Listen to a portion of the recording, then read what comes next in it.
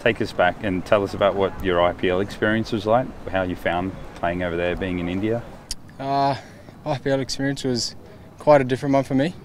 Struggled a little bit at the start, obviously getting run out twice, so wasn't the greatest start for me, but definitely a good experience in the end, and hopefully I've learned a lot from it and can take it into this tournament. I've faced a lot of spin over there, so hopefully I can put that to use here and yeah, just working on spin and working on different parts of my game instead of just being one-dimensional.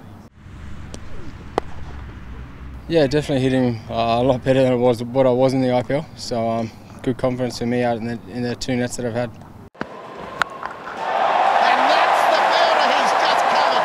You were part of that T20 squad that beat England and New Zealand, so do you feel ready to, if you get the call up, to make that step up against the England ODI unit?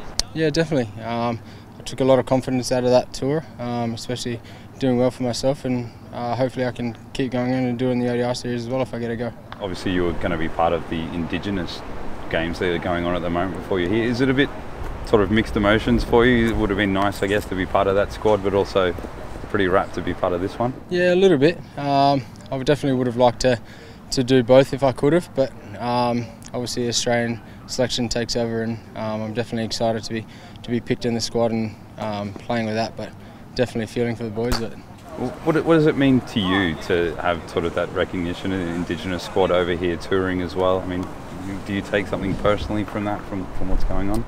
Yeah, definitely. It means a lot because they get the opportunity to come over here and play against some county sides, and obviously do the same tour as what they did back the first tour that they had.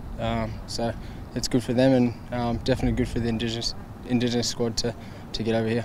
You've known JL for quite a while, being in WA. How is it now being in the Australia squad with him as your coach? Is it sort of maybe a bit of familiarity helps, or? Definitely familiar. Feels like it's just different colours, and yeah, it's just the same kind of setup, but just at an Aussie level. So definitely get along with him quite well.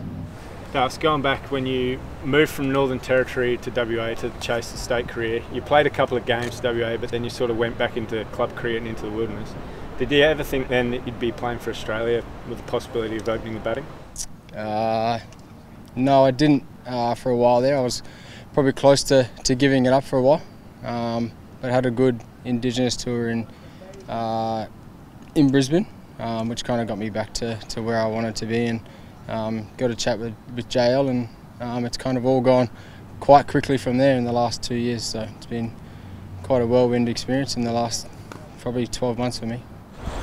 So can I just ask one on, you said you're working in the IPL, were you working out there with Shane Warne, is that right? Yeah, did a lot of work with Shane Moore on my bowling. It's come a long way in that short amount of time, and feeling pretty confident with it. And in terms of spin bowler, what was that like to pick his brains and get some advice off him? He's very knowledgeable. I don't even think I scratched the surface with it, but what I did learn was quite good and quite helpful for me.